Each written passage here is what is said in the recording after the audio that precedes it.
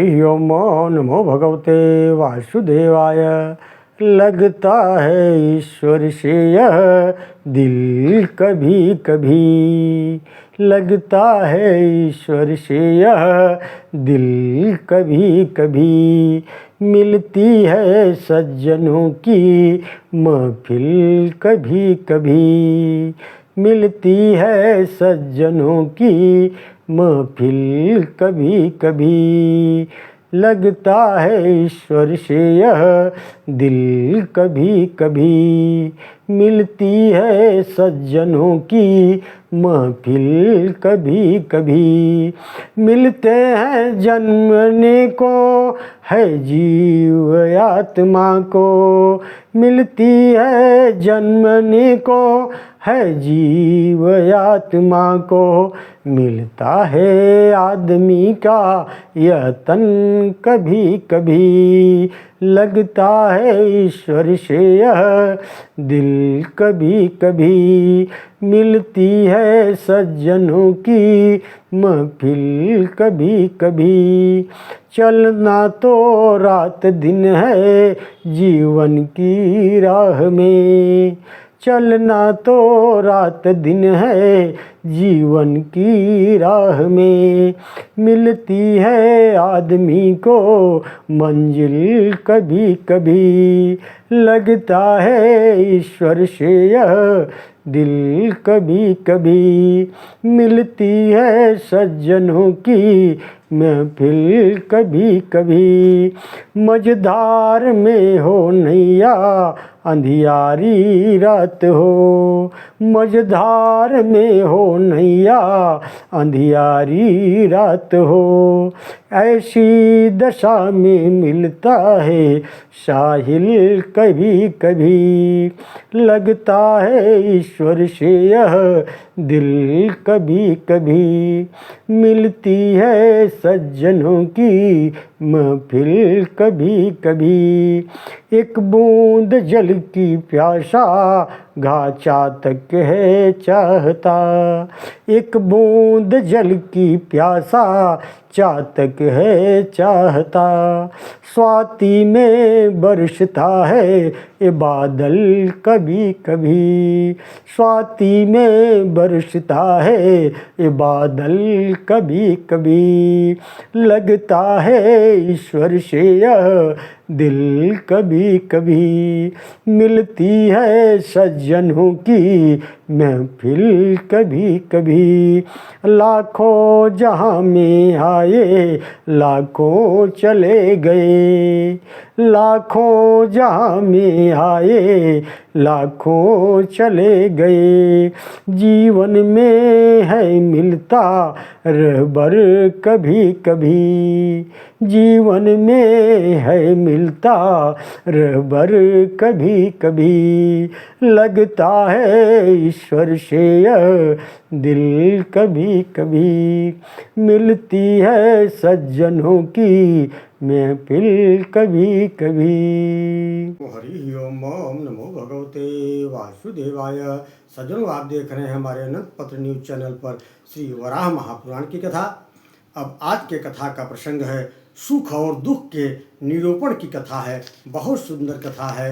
आइए चलते हैं कथा की तरफ। भगवान वराह कहते हैं, हे पृथ्वी, मेरे द्वारा निर्दिष्ट विधान के अनुसार जो कर्म करता है उसे किस प्रकार सफलता प्राप्त होती है, अब मैं यह बतला रहा हूँ, सुनो। मेरा भक्त यदि एकाग्रचित्त सुस्थिर होकर अहंकार का परित्याग कर दे और अपने चित्त को सदा मुझ में समाहित कर क्षमाशील जितेंद्रिय होकर रहे और वह द्वादशी तिथि को फल मूल अथवा शाक का आहार करे और अष्टमी, षष्ठी, अष्टमी, द्वादशी, अमावस्या, चतुर्दशी इन तिथियों में वह संयम पूर्वक ब्रह्मचर्य का पालन करे। इस प्रकार योग विधान पूर्वक मेरी उपासना करने वाला दृढ़व्रती पवित्र आत्मा व्यक्ति धर्म से संपन्न होकर विष्णु लोक में जाता है। उसे ग्लानि, बुढ़ापा, मोह और रोग नहीं होते। वे 66,000 वर्ष तक मेरे लोक में निवास करते हैं। अब दुख का निरूपण सुनो।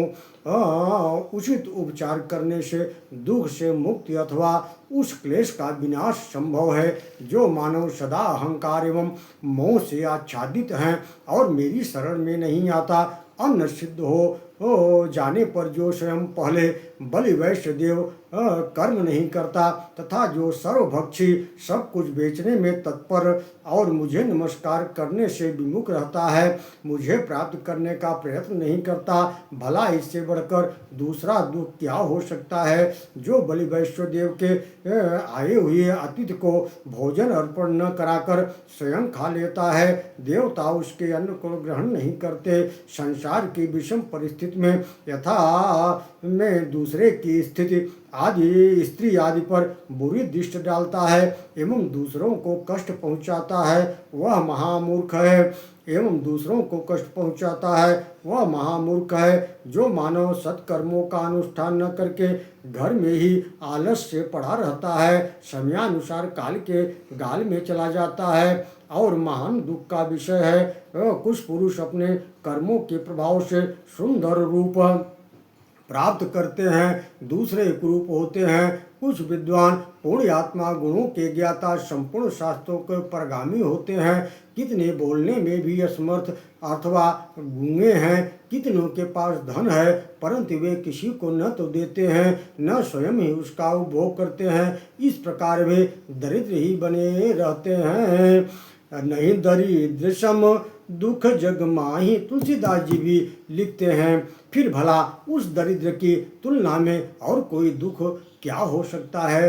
किसी पुरुष की दो स्त्रियां हैं, उन दोनों में से पति एक की तो प्रशंसा करता है और दूसरों की को हीन मानता है, तो उस भाग्यहीना स्त्री के लिए इससे बढ़कर दुख क्या होगा। यह सब पूर्व के कर्मों का ही तो फल है। सुमध्य पृथ्वी ब्राह्मण क्षत्रिय एवं वैश्य इस प्रकार द्विजाति होकर भी जो पाप कर्मों में सदा रचे रहे, जिन्हें पंच तत्वों से निर्मित मनुष्य शरीर प्राप्त हो, फिर भी वे मुझे पाने में असफल रहें, तो इससे बढ़कर क्या दुख हो सकता है। हे भद्र पृथ्वी, तुमने जो पाप का प्रसंग मुझसे पूछा वह पाप संपूर्ण प्राणियों के हित में बाधक है, अतः दुख प्राप्त करने वाले प्राक्तन पूर्व जन्म के एवं तत्कालीन कर्मों और दुखों का स्वरूप मैंने तुम्हें बताया।